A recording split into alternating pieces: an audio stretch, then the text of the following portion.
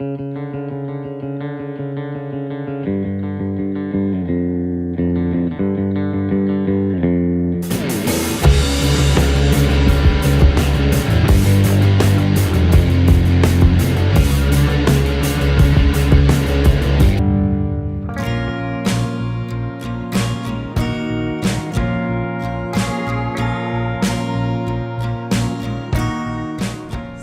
TV, channel of God's love.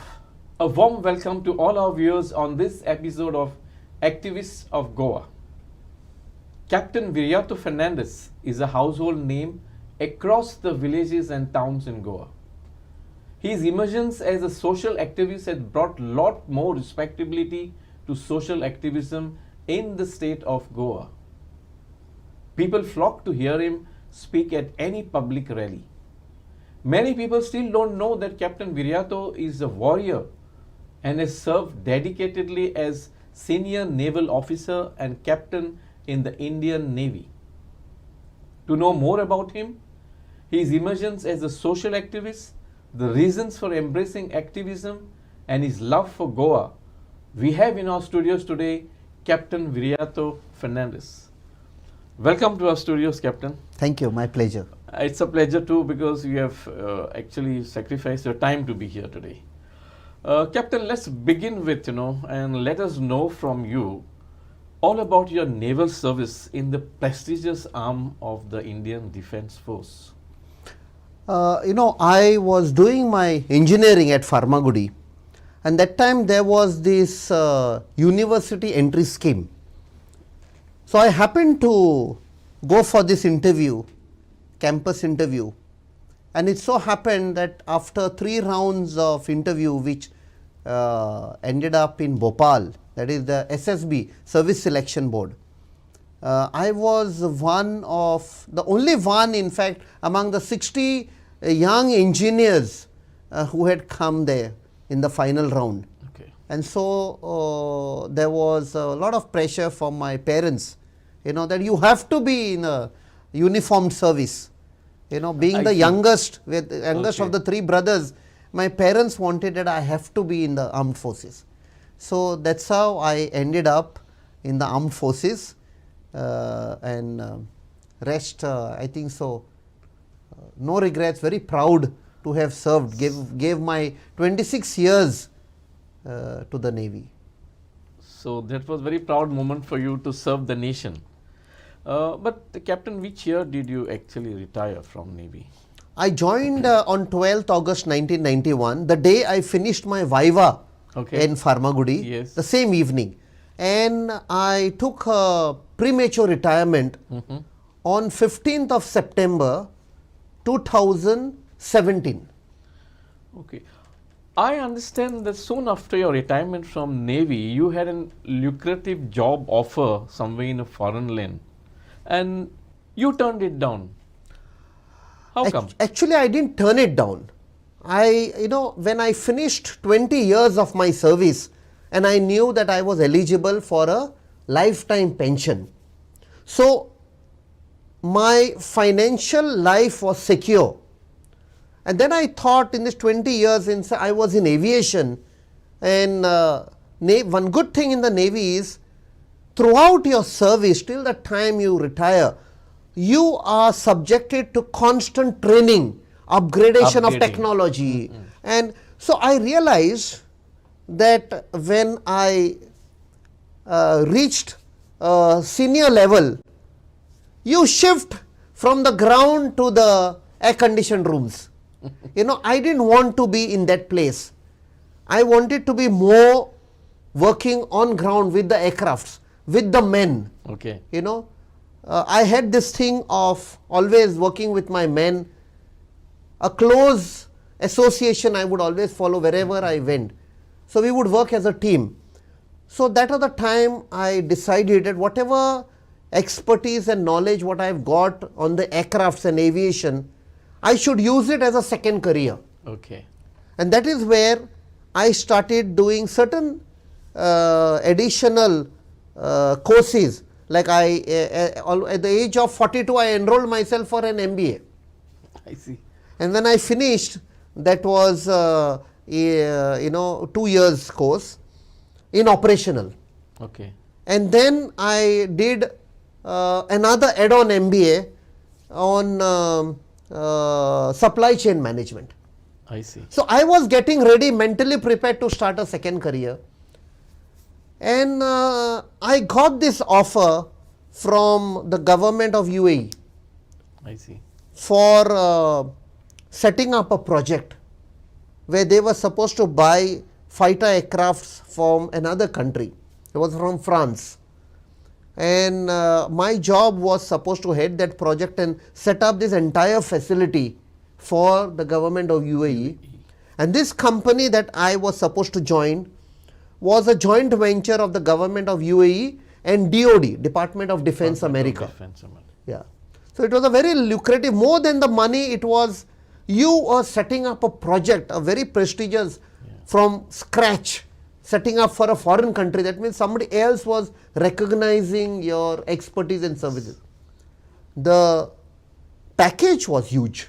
I mean, when I convert from dirhams to rupees at that time, 2017, starting salary, it turns out to be around 20 lakhs is for somebody working in a government service and getting that with all the facilities. Yes. And also they said bring your family. So I think so that was once in a lifetime you get this thing. But that was the time, I think so, when I was just waiting for the visa, everything was done. On 28th of March 2018, if you recollect, the government operationalized the Regional Plan 2021. And I had a friend who was an editor of a newspaper. We studied together in Don Bosco. I don't know, you must be knowing him, Mr. Alexander Barbosa. And he happened to send me a message on WhatsApp. He said, you will be going abroad, and he knew about this offer. And he said, you will make money, and to Goa will be destroyed. Go and attend this meeting, he said, at Sada, in the precincts of a temple, I remember. And I attended that meeting, and I saw how the entire destruction of Goa was there for us to see. The plan that was made by the government, a very ill-conceived plan, which actually was conceived somewhere 10 years before. And if you recollect, there was agitation, and there was Goa Bachao Abhiyan which was formed, and then Parrikar promised the people, if I come to power, I will scrap it. But he never scrapped it. Today, we are seeing whatever is happening in Goa, the destruction is a fallout of what was planned. So that meeting you attended perhaps that day was the turning point of your decision that you took in not accepting that honorable offer that came from the government of UAE? Yeah, absolutely. Okay. In fact, what is more troubling of that meeting is not, I immediately understood the destruction. Yes, with your background of the naval. There were 100 chairs for that meeting. And I was only the 8th person, only 8 of us were there. And I asked Dog, because I was coming from a naval background, a discipline background. Exactly. Somebody coming for a meeting in the Navy means, we were told previous day by name, so many people have to attend, all chairs will be occupied. There's no chance of even one chair not occupied. It's considered as an insult for the dignitary who's coming. Here, there were 100 chairs, we were only 8. And it was a beautiful presentation. Yes, your blood boiled when you saw the destruction. But when I asked why only 8, and they showed me, you can see on the compound wall, there are a lot of people sitting. I said, then why they are not coming? He said, because they are scared. I said, scared of whom? Okay. They are scared of the politician. They are scared of the MLA, because they have to go to the MLA to ask for job. Or some transfer, they will be transferred, or some water connection will be cut. All these fears were there, the back of the mind. Absolutely. And for that reason, people were sitting on the fence. Yes. You can say, literally sitting on the fence. Okay, Captain, coming back to that, so it is perhaps here that you took your decision between the job and your motherland. Am I right, if I can put it that way? It took me some time because all set to go, relocating. Yes. I have an elderly father, he's still with me, he's 91 years old. At that time he was about 86, and how to look after him, whether to take him or keep someone to, all those things had been worked out. And suddenly this thing comes, very difficult decision to tell. I have a very small family, just one child. I had to tell them, no, all this what I did, because they were very cushioned in a very comfortable environment in the Navy. Yes. And I convinced them, yes, I have to leave, I have to go abroad. And then I say, I am not going. Okay. But as you look back, by any chance, do you regret your decision of having not accepted that lucrative offer? Sometimes that thought comes that if I had gone for maybe a couple of years, it would have been a huge earning. I could have used that money to fight for Goa. But I feel that was the right time to take that decision. Though destruction has happened, but no regrets, because whatever time and effort you are investing, it is being invested for the very land in which you were born, the very land of your forefathers. And this is the land which, my spiritual teaching teaches me that we are only the caretakers. Right. We are the caretakers of this beautiful land called Goa, to be handed over to the future generation who have not yet come into this world. Captain, now that you are a well-established social activist in the state of Goa, by having a defense background, has it helped you in any manner in your social activism? Definitely. In planning, in studying an issue, you have to go to the depth. Even if you have to organize a meeting, you plan out. It is not just that have a meeting. No, where is the meeting? What are the issues? Who are the people who are getting affected? How to approach them? How to convince them? Convince them only to come for the meeting. If you come for the meeting, we will give you the entire thing on a platter. We will show you. But to convince them is a challenge, because everyone is scared, or they've got some baggage, or they've something. That is a challenge. But the background in the Navy helps in convincing them, in planning, route mapping, all that definitely helps. You had this advantage of Yes. Forming a strategy, the flow plan, just about everything. You just didn't get up one fine day and say, let's have a meeting like that. Nothing like that. It's all well planned. Yes. Well organized. Yes. Systematically. Fine. You formed the Going to Awaz. You were the convener.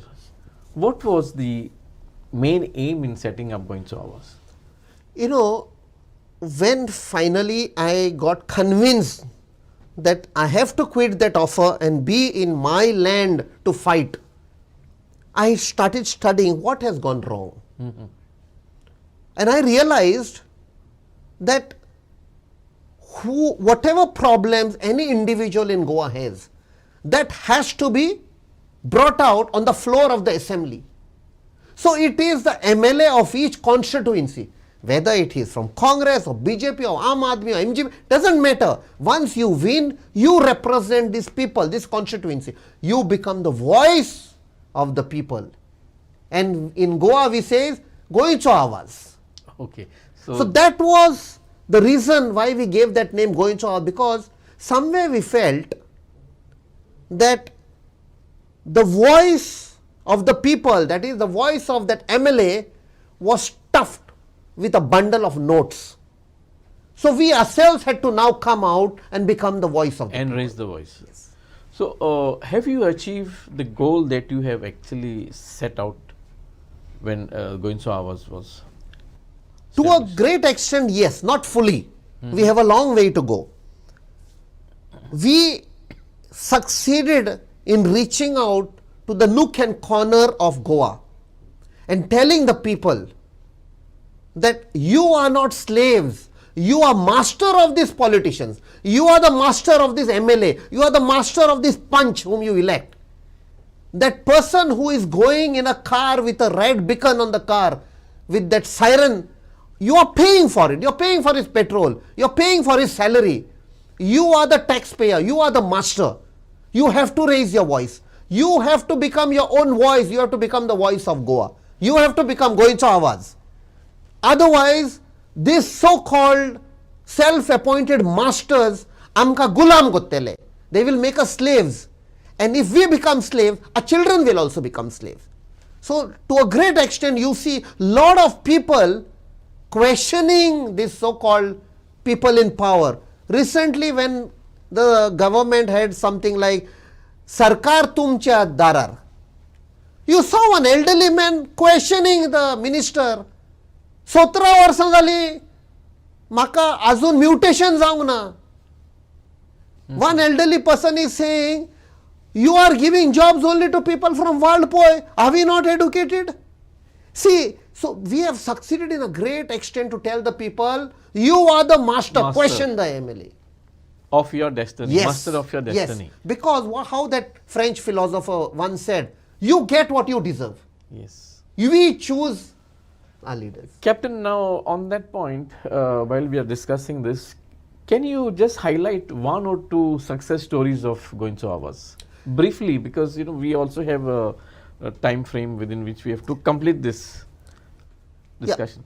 Yeah. For example, there were a lot of cases which were being pushed under the regional plan for conversion that would have destroyed our Sheta, Bhata, Dongor, our rivers. In the name of regional plan. In the name of development. And this is the planning, Regional Plan 2021. So we carried out an agitation. We had 4 major meetings, beginning with Margaon at Loya Maidan, then at Vasco, Mapsa, Perne. So to a great extent, this nexus which was there between the politicians and the real estate, they got scared. And we were doing enough study and we were exposing them with facts and figures.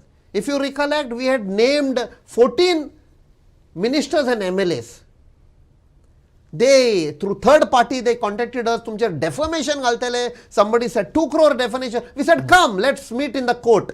I see. Yes. So you gave them a challenge. Yes, yes. We said, please come. We will meet each other in the court and we will present all the proof in the court. They backed out. They were the topmost politicians. Some were ex-chief ministers. They backed out. Captain, that is one part of your thing. Now, as a social activist, I want to know what is your mind. Now, Goa is seeing a lot of in-migration. And there is a kind of a fear in the minds of the people, with this lot of in-migration happening and our own young men moving out of the land for greener pastures. That one fine day, the Goans will be outnumbered in their own land. This fear is there, though people may not come out openly for various reasons. What is your say on this? Frankly speaking, if you go to the bottom of this, we are already outnumbered. You think so? Yes. The original Goans, descendants pre-1961, Yes. we are already outnumbered. People have come, see, this migration happens. It's not a problem, migration happens, but we have to be careful about the culture, the ethos, the heritage that we have we have inherited from our ancestors. आमी पळय म्हणटा गोंयकारपण. Where is that गोंयकारपण? ते गोंयकारपण पातळ जायत वेता. Absolutely. Dilute जायत वेता. Absolutely. Today, people are calling us Goinkar Sushegad. It has been a wrong inference drawn that Sushegad means lazy. No, Sushegad, if you see holistically, it is satisfied. कोणाचे मेजगोतीन पडपी. Absolutely, absolutely. हांव म्हजे कडेन हा, हांव satisfied हा. I am not a greedy person. कोण बसला, तूं सदां बसल्या. We know that person. Yes. But this is that Goinkarpon. Yes. I am showing my concern and love. Exactly. Oy. How to address a person Absolutely. in the Balkan Yes. when you are just passing by the street. Yes. In Goa, Hindus, Catholics, even the original Muslims over there, we have always lived together. We have celebrated each other's festivals. Yes. We have taken part. I mean, Sukhan and Dukhan. There is a baptism, there is a wedding, or even there is a funeral. we share in each other's, Happiness, joy, happiness. festivals and everything. So now slowly you are sitting and seeing that what happens in these cities, in Bombay, in flats, you don't know who is your next door neighbor. This is what that culture is coming into Goa. Now Maka kidak podla. Now that is one part of it. Ye ek zale among the adult section of the society. Now there is another general perception ki amche youth je asat ne, the younger generation, that they are not serious about protecting Goa's interests, whether it is in terms of our hills, rivers, fields, environment, ecology, environment, whatever that you may say. So what do you have to say on this? Is it a real fear or it is just an imaginary fear? It is a real fear. It is actually, rolling out every day. A youth in his prime will see something wrong happening, but he'll turn a blind eye. Maka kidak podla. I don't blame that person. It is the system in which he is growing. I would rather question the parents. Have you instilled those values in your child? Shrishti muntav ami. Laudacy. What it tells? It tells about the one family that is there in the world. We are a one family. So those values of belongingness, of protecting the environment, the ecology. Today what is happening, whether you call the rising temperatures, global warming or sea level rising, all this is linked to our somewhere forgetting our responsibilities. So there is a need to educate the youth about the necessity to take care of the surroundings. I don't know if you are aware, there is Father Savio, Diocesan Youth Center. Yes. He has taken me at many places to address the youth across Goa. He is playing a very important role in instilling those ideas and values Among the youth. We have our Father Bolmax in Chikali. He is gone beyond his duty in forming the Chikali Youth Farmers Club, reaching out to the people, to the youth, telling them, this is your world. So in other words, you mean to say that the youth has to be involved in certain things. Absolutely. By way of which slowly and gradually they'll come in the mainstream. Yes. As they grow up. You have to keep them engaged. A kind of a sense of responsibility has to be inculcated in them. Yes. That's what you want to say. Also very importantly is the curriculum which is there for them in studies. There has to be an emphasis. They have these environmental studies and all that, one subject. But I don't think so that is helping penetrate the mind of the youth in convincing him, yes, it is my responsibility to look after. Okay. Captain, now we'll little bit shift our focus from the youth. Now, as a social activist, I want to draw your attention to the number of road accidents that's happening in Goa. It's a frightening trend that's, we are passing through. Every day there's an accident, not a single but multiple accidents, and every second day there is a death on our roads. As a social activist, have you given it a thought, and do you think that we should, start a movement to bring in some discipline? Because somewhere there is a kind of, not totally effective measures have been taken to curtail the road accidents. Yeah, they are not happening. It's high time because a lot of lives, especially of the young, have been lost. There are two sides to this. One is, we blame the government for not giving good roads. There are potholes. The number of vehicles have increased without building an infrastructure to cater for that. Matching infrastructure. Why people are buying more and more vehicles Or why parents are giving two-wheelers to the children or the youth to go to schools and college?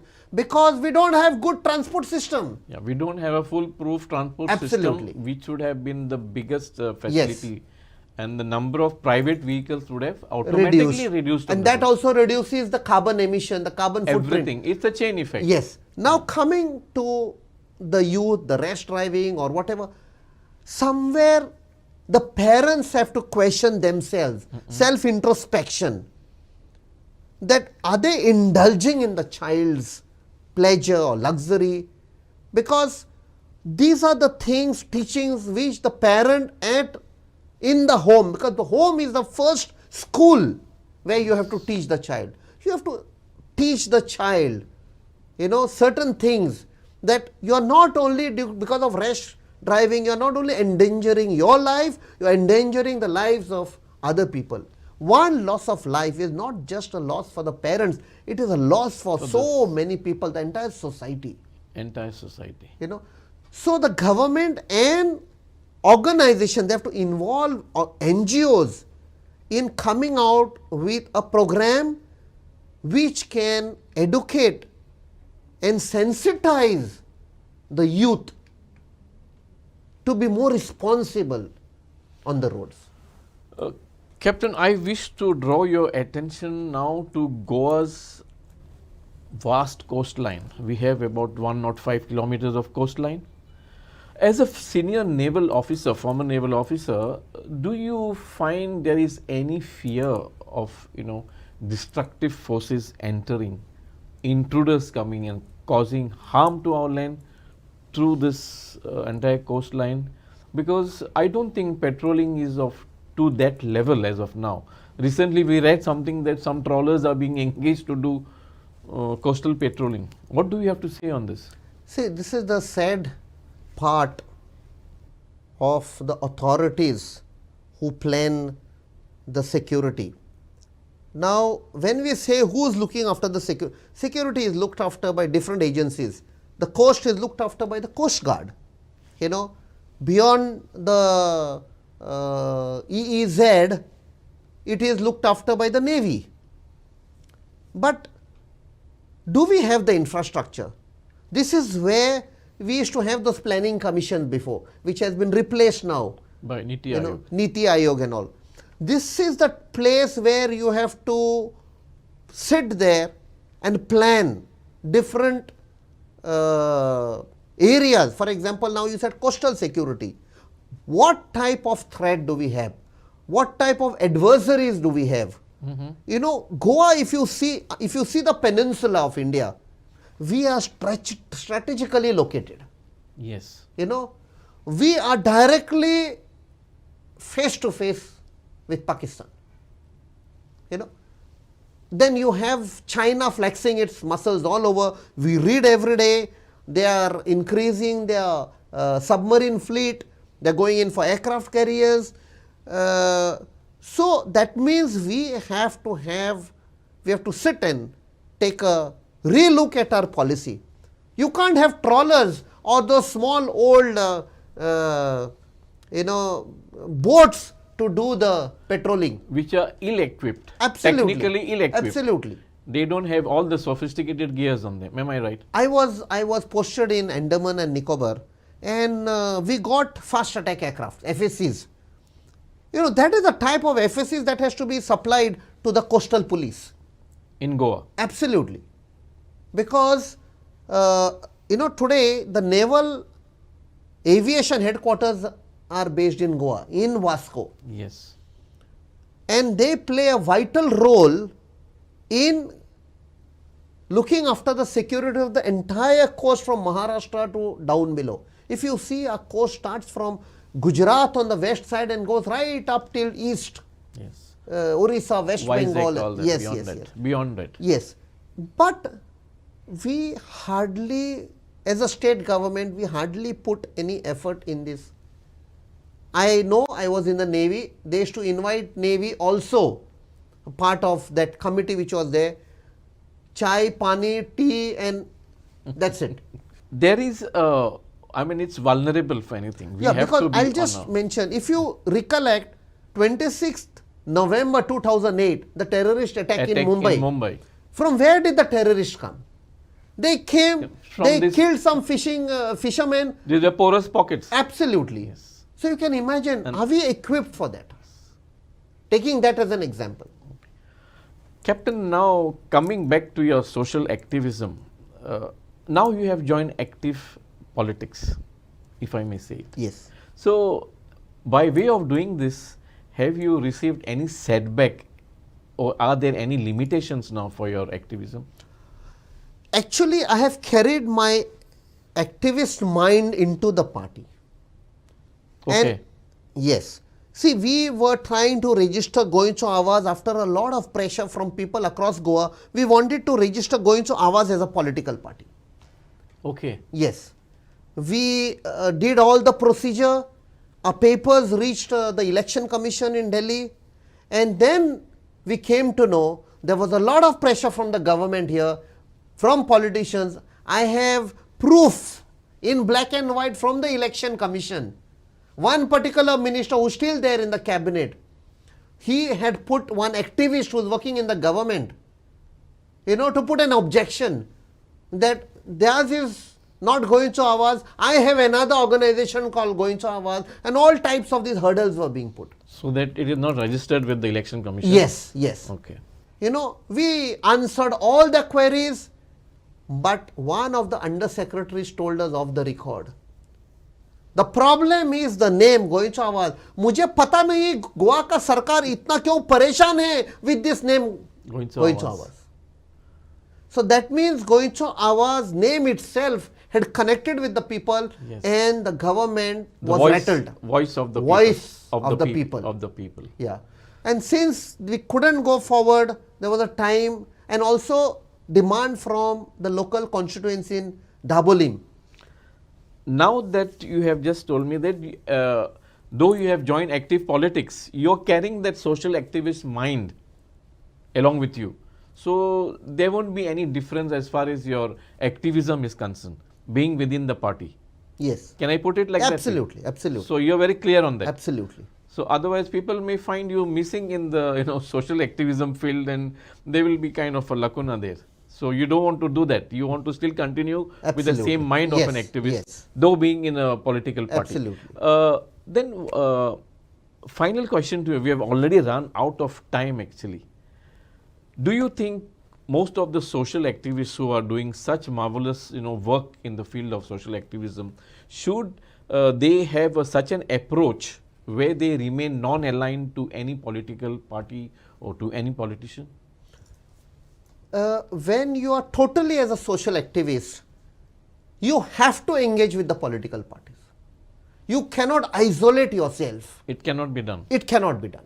Even by default, at least you have to be with them. Absolutely. Because finally, whatever laws are there, you want to amend them or you want to bring new laws, you have to engage with a political party to ensure that this particular thing is discussed on the floor of the assembly. However bad or a crook that MLA will be, you will still have to, because he has got by default as an MLA to introduce that bill or to introduce that particular discussion on the floor of the assembly.